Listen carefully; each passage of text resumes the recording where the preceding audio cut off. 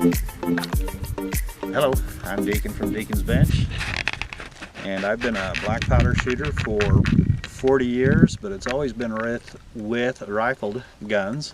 I've recently picked up a smoothbore. That is a one with a barrel that has no rifling in it. This is a 62 caliber, which is the same as a 20 gauge. I'm going to test this today to see what kind of a shot pattern it has, and we'll also shoot a few round balls to show you how it works. It's a flintlock. Flintlock is like the theory of flint and steel, where the rock hits the steel and creates sparks that will start the powder in the pan on fire, which will burn into the barrel and shoot the gun. Over here in front of us, about 20 yards out, we have a paper plate on our target so we can see what our pattern is going to shoot like. So I'll start out with a simple shot of a smoothbore just to shoot the gun. I mean a round ball, not a smoothbore, and a patch round ball. So first, we put the powder in. This is about 60 grains of powder. Put that down the barrel. And we'll take one of these cloth patches that I've already pre-cut. It's a lot easier to use a pre-cut patch. This is the fun part. We get to put it on our tongue to make it wet.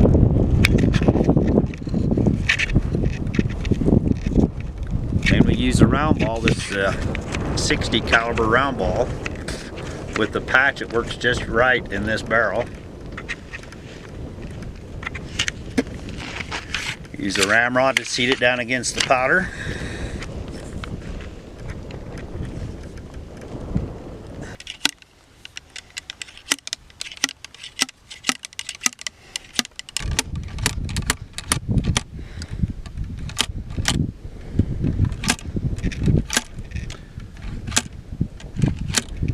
Always seat it when the ramrod bounces.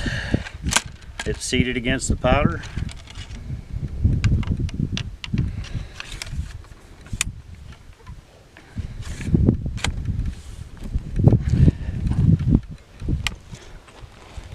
Next, we use a priming powder. This is a little spring-loaded valve. Puts the priming powder in there. And we'll close the frizzen. This is called the frizzen. We close that, and we're ready to shoot the gun.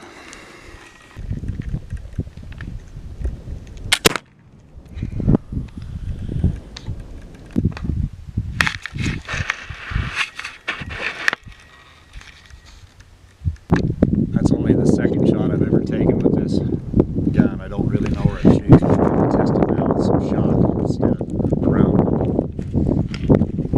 Same thing, you start with the powder. This is about 60 grains of powder. And then we've been told that you can use cornmeal. You're supposed to use about the same amount of volume of cornmeal as you do powder. That's pretty close to the same amount. So we'll shake some cornmeal down, and that acts as a buffer instead of using the wadding.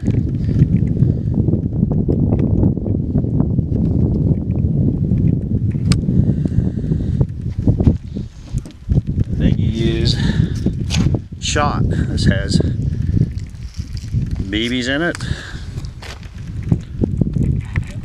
That's like a little number 4 shot.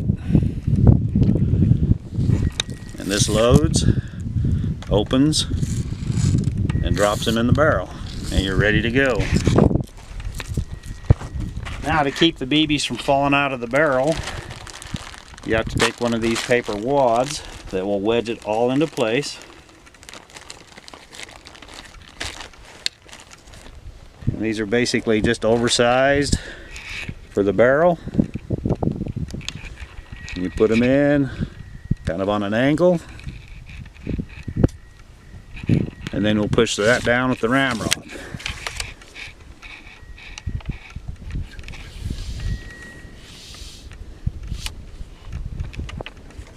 tell you, this is the first time I have ever shot pellets out of a muzzleloader. Let's see how it does.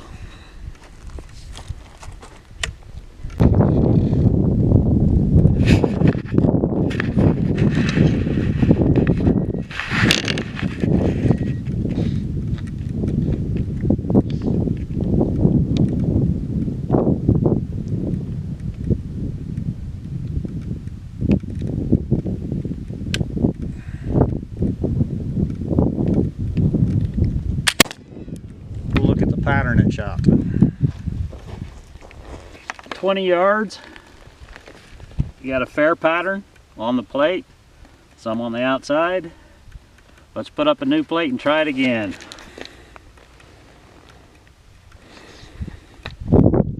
Alright, we have a new paper plate up. We're going to test it. We'll reload the gun. First start with the powder.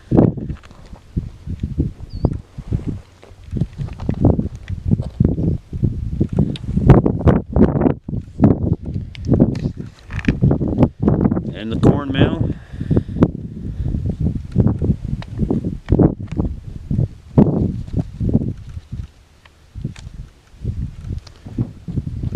And the shot.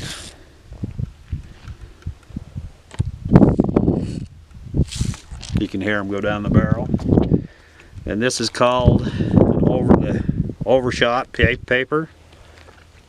Wedge that in the barrel again. Push it down to keep it all in place.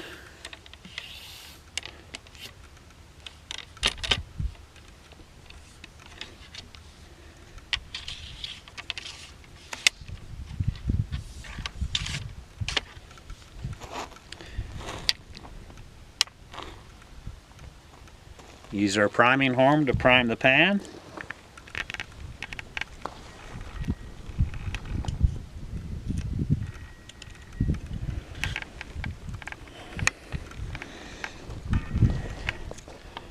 And we'll try another shot. 20 yards.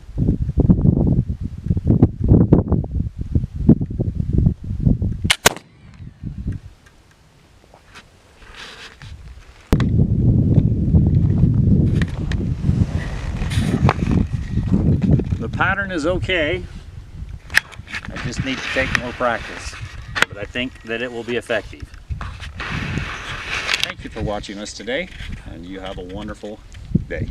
It seemed to pattern okay, but I think 20 yards is about the maximum distance for that load. I will have to try different types of load to see if I get better patterning. I don't know if that's the right way to say it. A better pattern or not, but we'll test it more later.